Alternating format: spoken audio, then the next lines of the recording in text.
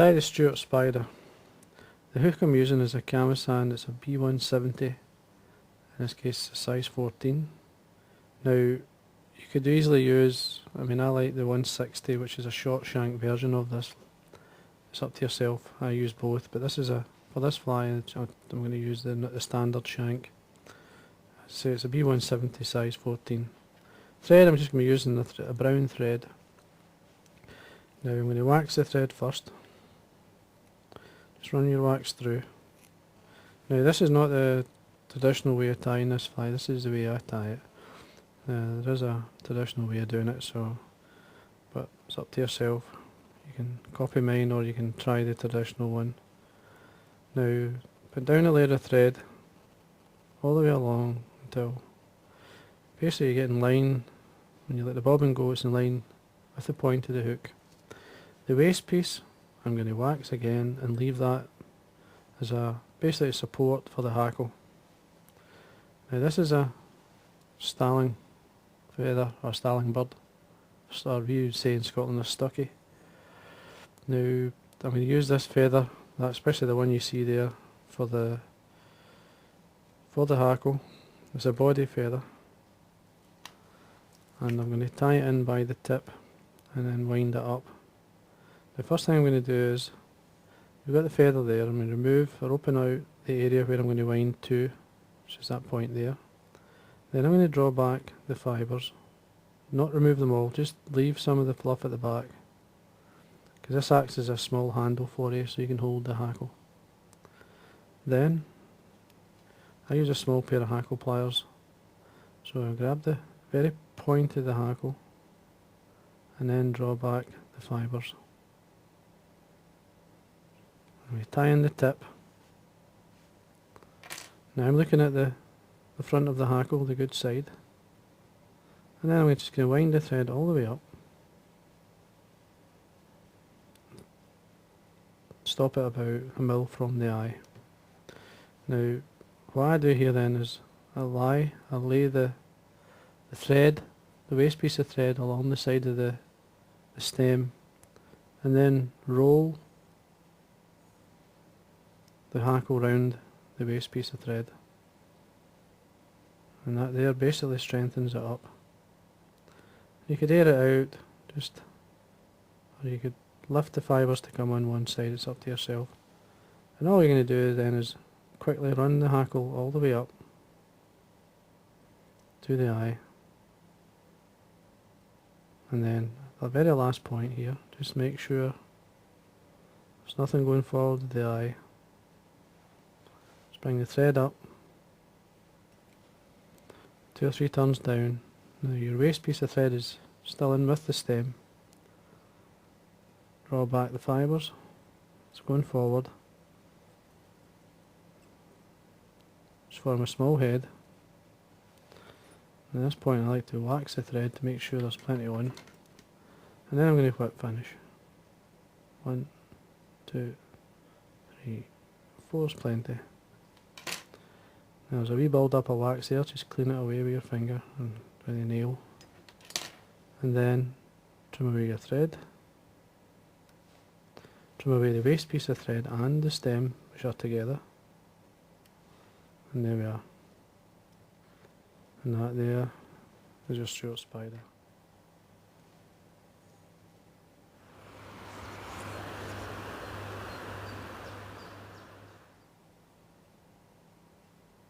Case uni thread in that brown.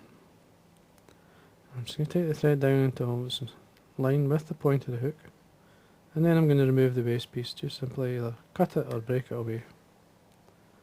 Then get some silver tinsel. This is a small silver tinsel and it's actually tin, so just be careful with your thread because it will cut it. Lager tin is the one you want. They do a nice tinsel. And then touch and turns, bring the thread back up. Now we stop it around about 1.5 mil from the eye, and then you want around about, I would say about 4 turns for this size of fly as a rib. Cross your thread nice and tight.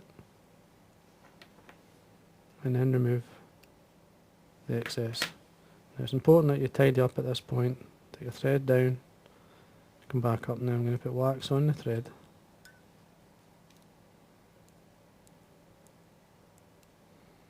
There we go. Then I'm going to say this is the small feathers they run along just at the tail, the top of the tail. You'll see these small feathers are actually ideal for hackles, and they're good for wings as well. And you'll see how I use it up. I get two. Now as you see, there's both of them together. Now I line them up.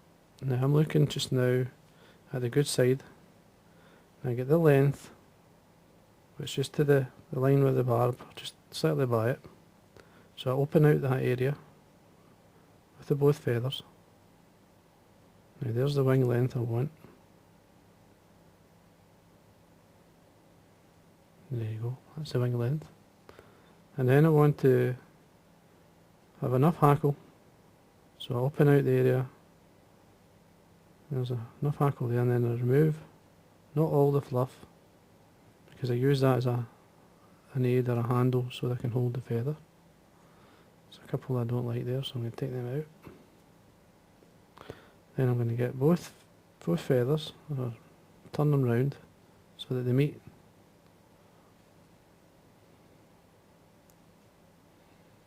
Bring them in so the tips meet. And that there forms to form your wing. There's the area where I'm going to tie it on. There. Get it as close to the shank as you can and hold it. And do a pinch and loop.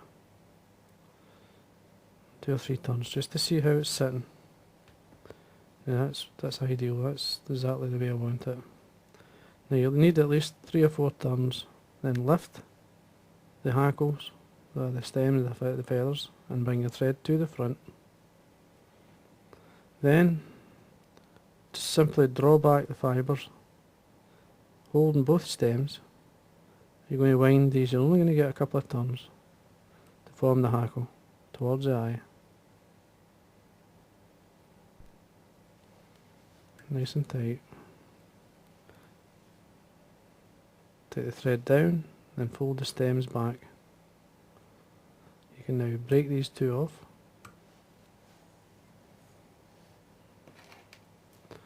Make sure you've got wax on your thread. And whip finish. 1, 2, 3, 4. Clean away the excess wax. Make sure your whip finish is tight, and then trim away the thread. And there you are. And that's a very simple dressing, very soft, and it's a great wee fly. I caught on this, believe it or not, last night when I was fishing the stream when it was very quiet, and this was on the top dropper, and I caught fish on this one, and as well the Stewarts spider is a good combination of colour or sort of styles. Certainly work.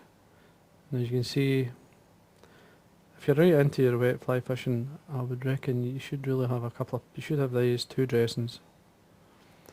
Very simple to tie and very effective, that's the thing.